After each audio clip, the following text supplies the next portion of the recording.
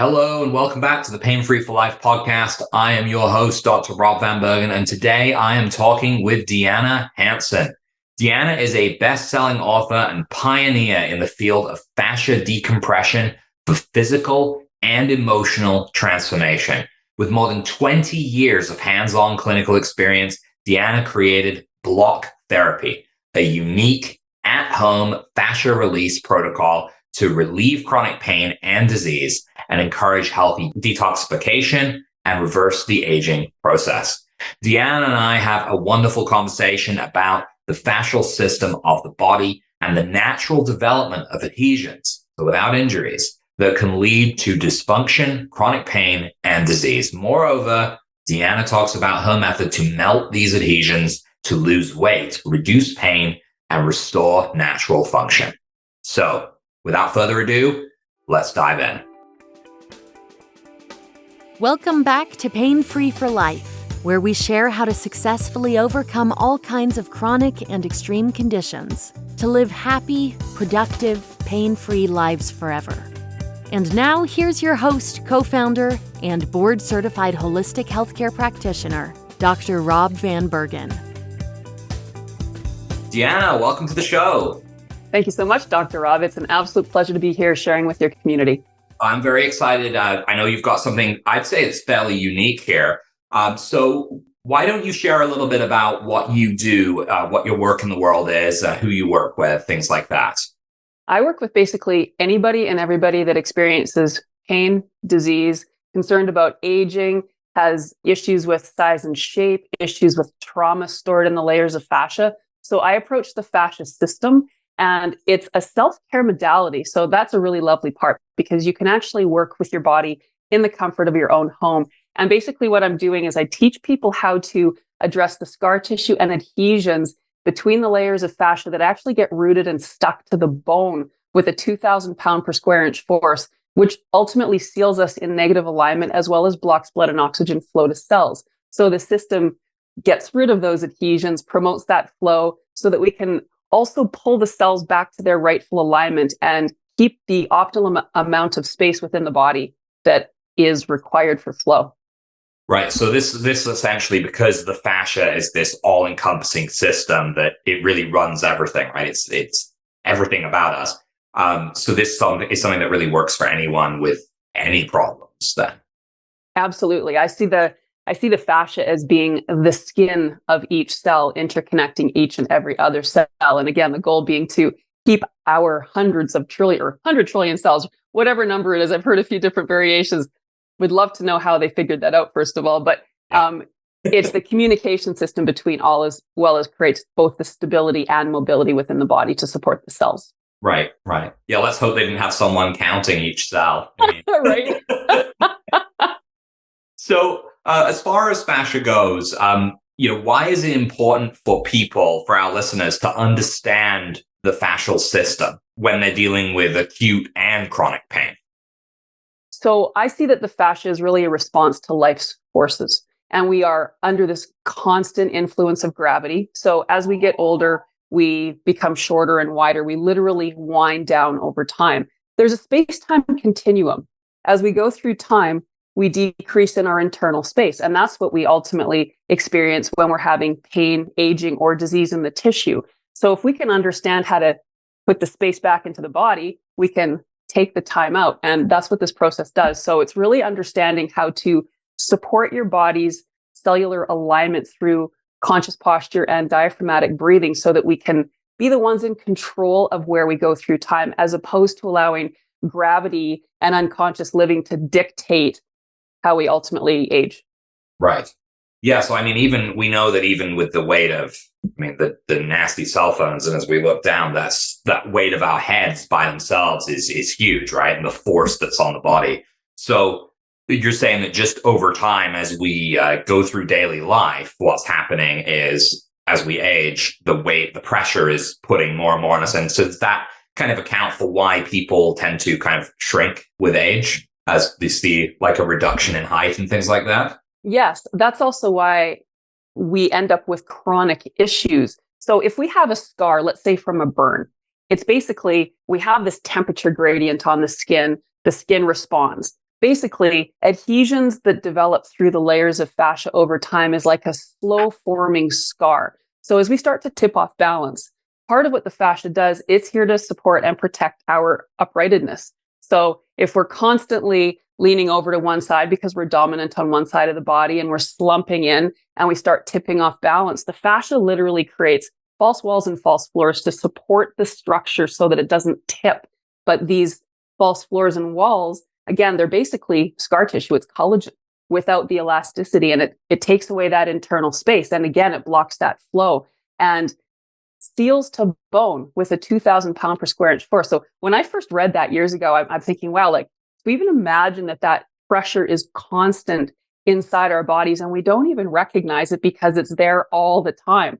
But when we start to release those adhesions and pump life back into those cells, it's amazing because it's like blowing up a balloon. A balloon fully blown up is round, it glows, it almost defies gravity. Take half the air out, it becomes wrinkled, it attracts dust, and it becomes sticky and heavy. And that's what happens to the cells if we're not conscious of proper posture and breathing lifelong. Interesting, because we talk a lot about scar tissue adhesions, things like that with what we do. And a lot of what I see is we try and break it down and think about injuries. And that's how a lot of people think about scars. I go beyond surgeries or cuts and things like that, any kind of trauma. But what you're saying is that just through daily life, unless we have perfect posture all the time, we're going to start creating these adhesions in the body. Absolutely. Yes. Sounds like nasty stuff. So I guess and what's interesting too with that is, so many people talk about how inflammation is the problem. Inflammation is the response to the stress in the body because the body knows what it needs to rejuvenate itself. However, if we don't approach inflammation in the correct way, if we ice it and we freeze it, then we're slowing down our flow. And what happens as we become denser over time is the body becomes colder.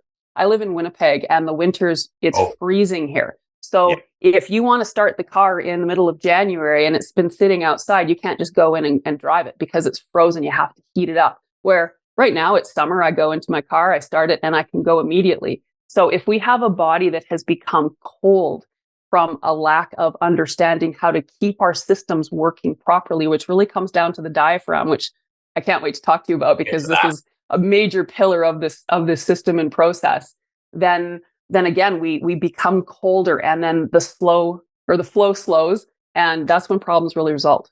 Right.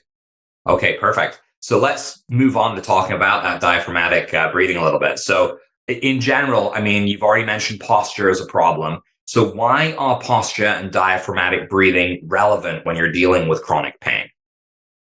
So oxygen is the first and foremost nutrient every cell needs to thrive. It's the gasoline. It's the fuel for living, for our life. The brain will die in 5 minutes if we're deprived of oxygen, and the cells are similar. So when we breathe diaphragmatically, that's how we feed the body optimal levels of oxygen. However, if we aren't conscious breathers, then we are truly limiting the amount of oxygen. So the diaphragm is a plate of muscle supporting the rib cage and everything above. And when it works properly, when we inhale, it moves down. When we exhale, it moves up. And it's this pump giving this area a continual massage, for one, but it's also strong when we're working it this way. So it supports posture. If we aren't conscious of this breath, we ultimately fall into the core because now this foundation has become weak. As we fall in, we displace everything outward. We squish the organs. That slows the flow because now we're not giving this area this heating from the massage. We start breathing it through the muscles of the upper chest. That's the secondary muscles to breathe from. And pain, fear, and stress cause us to reactively hold the breath. And the world is pretty much stressful 24/7 these days. So most people are breathing this way all the time. And the problem with that is at the base of the lungs is where the majority of the oxygen receptor sites reside.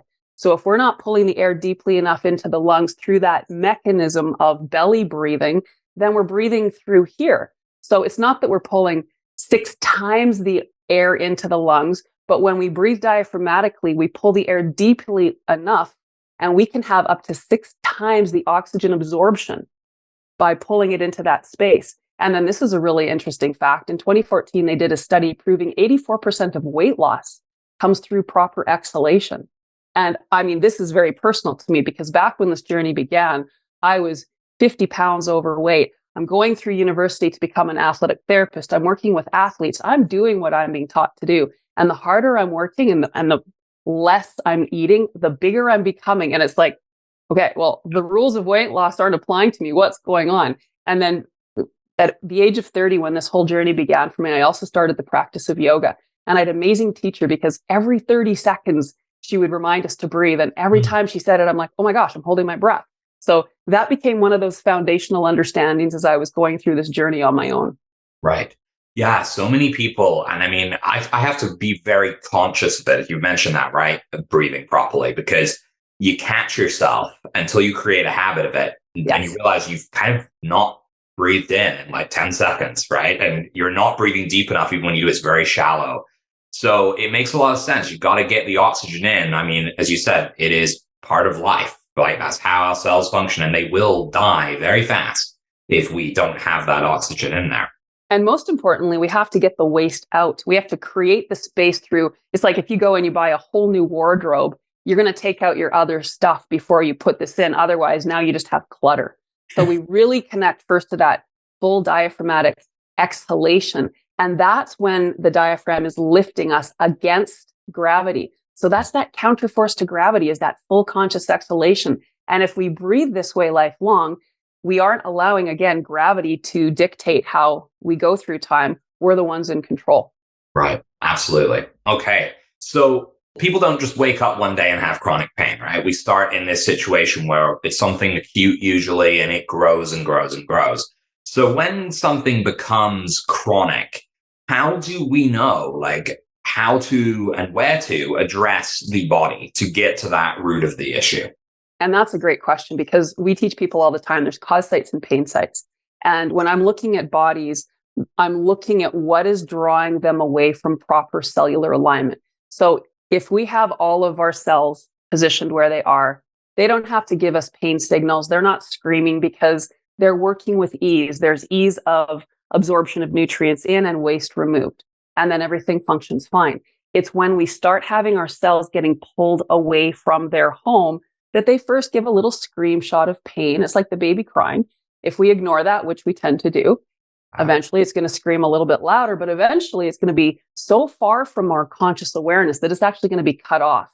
And that's really where I see the problems with disease arising from when we get to that layer. But from the perspective of chronic pain, as we start tipping off balance and the body's adapting, building those false walls and false floors to stop us from tipping over, these become the anchors or the roots. So when I look at the calves and feet, in my view, they're literally the most important aspect because they're the furthest from the engine. So they're the most frozen. So let's say you come and see somebody because you've got back pain, whatever the reason is, you have back pain. If they work on your back, it might feel good for the moment. Then you start walking, and then that fascia pattern that's in the foundation pulls you right back where you were. And it's the pulling out of alignment. So imagine if you're walking a dog, like a 120-pound German Shepherd, and it's really well trained. You've got it on the leash and it's walking beside you, and there's no physical forces really acting on your body. But now imagine you have the same dog that's completely out of control. And each time you're walking, it's tugging on you, tugging on you. Your body is naturally going to be counterbalancing that force so you don't tip over and land on your face. Those counterbalances, that happens in the equal and opposite side of the body. So we've got a driver, like a flat tire, and then we've got an anchor. And the anchor is really where the pain shows up. The driver is going to be on the equal and opposite side. So we have to look at what causes the body to be pulled out of alignment in order to truly be able to get to the root of the chronic issue, pull those cells back, put that space back, and then they'll rejuvenate. Mm-hmm. It's interesting because we do, I've worked with loads of people in chronic pain, and very often their feet, their legs, these are some of their major areas of complaint. And there's an old saying, was a practitioner who I loved, who passed away a few years ago, unfortunately, used to say to me, was that we die from the feet up. And it's this concept of like, it's the furthest away from our body, right? Our core, it loses blood flow first. And of course, what do we do when we start to feel pain? we become more sedentary, right? By default, we think, okay, well, I can't walk my dog as far anymore because it hurts. And all that does is it's just going to make things worse. Because if I understand correctly, with these adhesions, right, what you're looking to do is you're looking to kind of break them up, right? So that you're able to restore functionality. I like to use the term melt as opposed to break because we heat.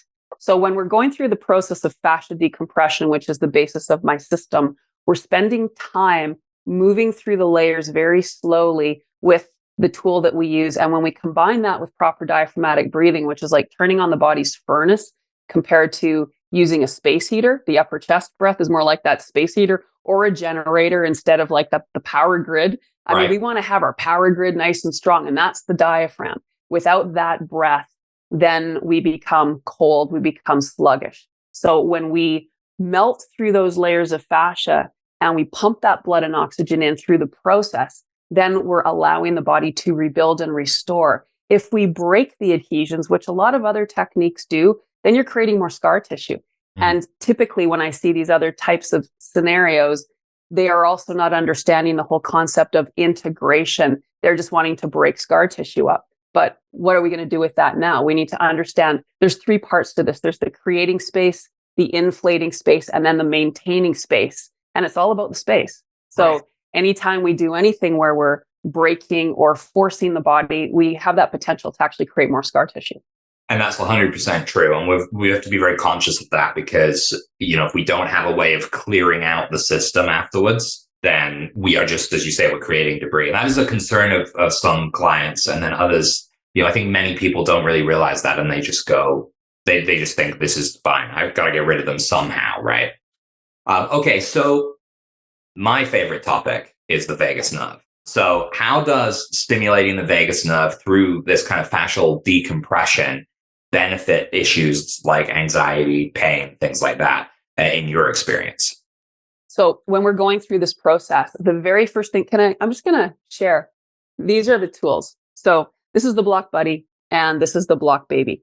They're a very specific shape because we go in through the soft, vulnerable areas of the body where we collapse and get congested. And again, we want to get all the way to the bone. So the shape is beautiful for going deep, but in a comfortable way. This is also made of elm. We also have them made from bamboo. Both wood and bone are similar in density. So if we want to actually get to the root of the problem at the bone, we can't use something porous. And a lot of these other things like fascia rollers, they're porous in nature. So, and we also don't roll on the surface. We stay and we put pressure in and we very slowly maneuver through the layers as we connect to pain, because pain is where the adhesions are. So pain becomes this wonderful roadmap of how to unlock the layers of adhesion. Let's say I have a frozen shoulder and I'm literally locked in this position. I can't just go from here to here, but I can very easily and simply, through the understanding of aligning the entire rib cage back and releasing those adhesions, find my way back to full range of motion and getting that blood and oxygen flow into that space. I'm sorry, I forgot your actual question. I veered. So we're talking about the vagus nerve. The vagus nerve, right. Okay. So whenever we begin any position or any class, we always start in the belly position. So we put this right on the belly button and we instruct you to start diaphragmatically breathing.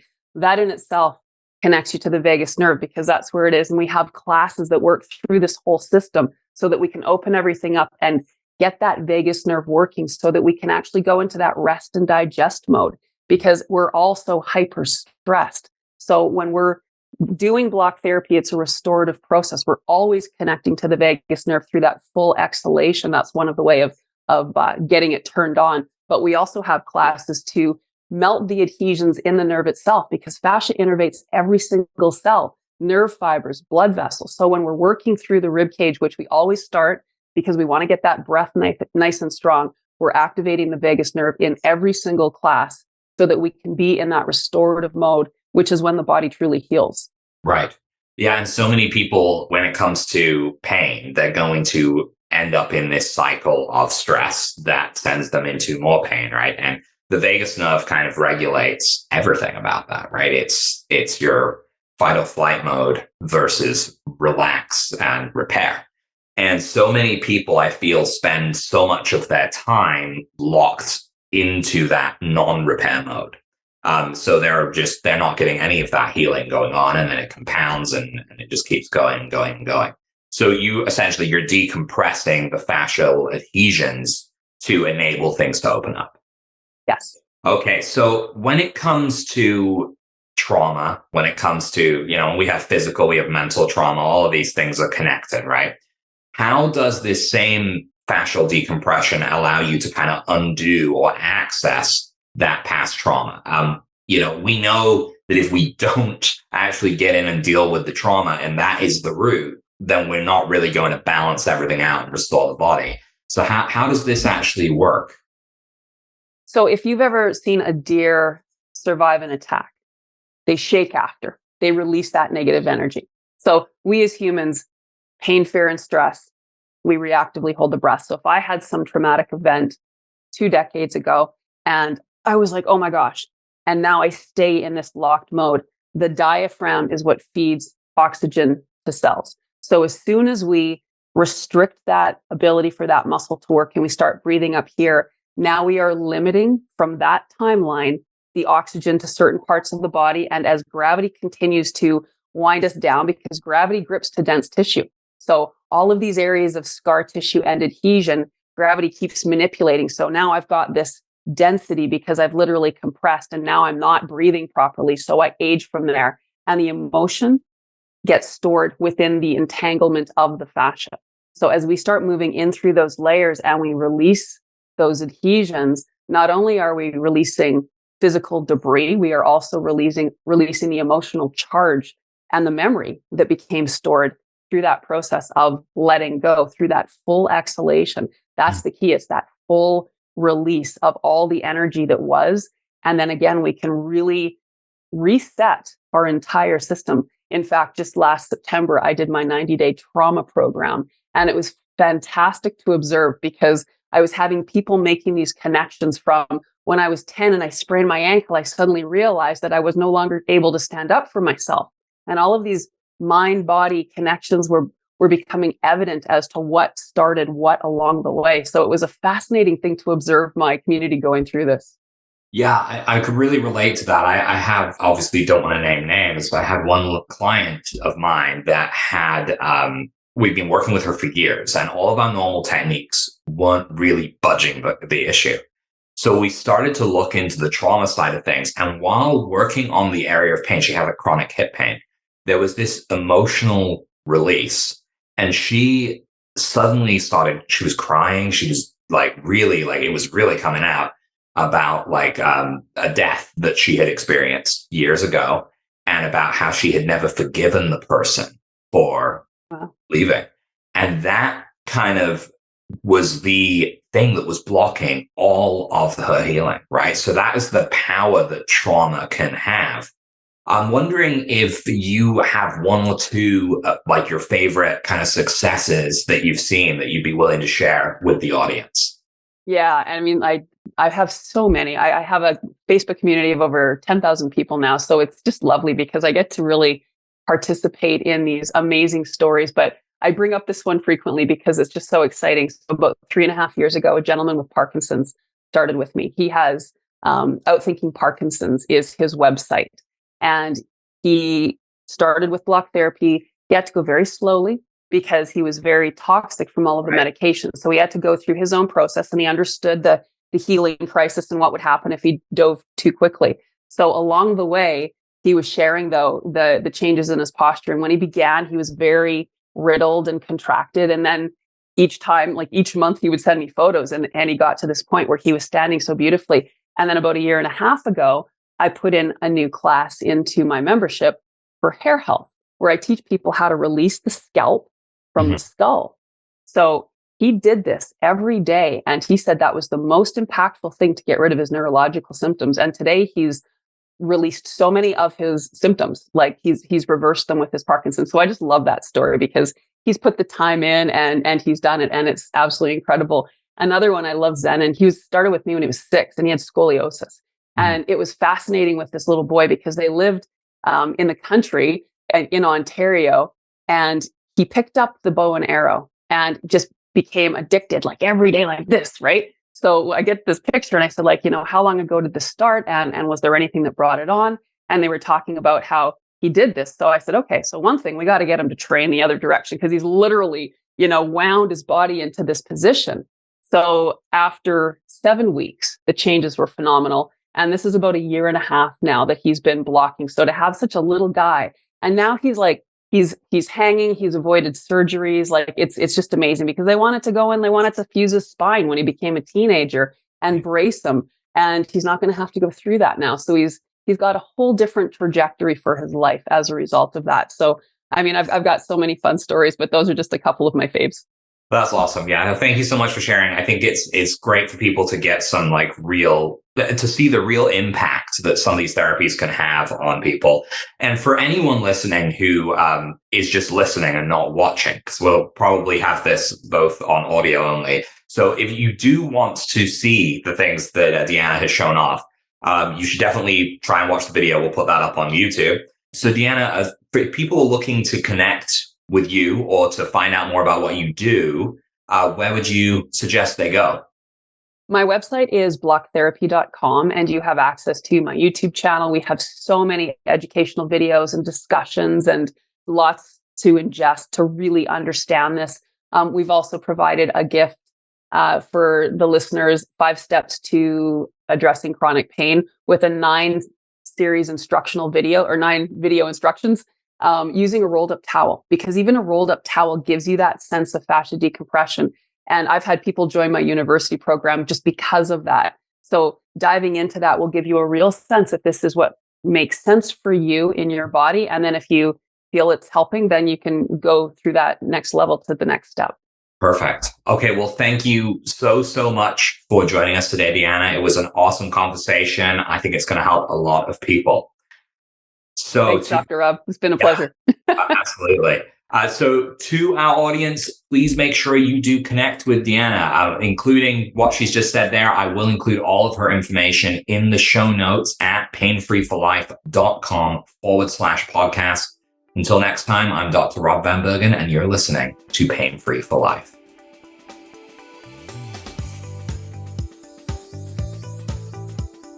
Thanks for listening to Pain Free for Life.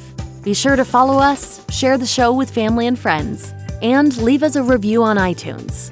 Every time you share the show, you are helping someone take their life back from pain. Visit painfreeforlife.com for more resources, including our free guides to microcurrent, the Hache protocol and inflammation, as well as our blog and online community full of people just like you, successfully overcoming all kinds of chronic and extreme conditions to live happy, productive, pain-free lives forever. And stay tuned for the next episode of Pain Free for Life.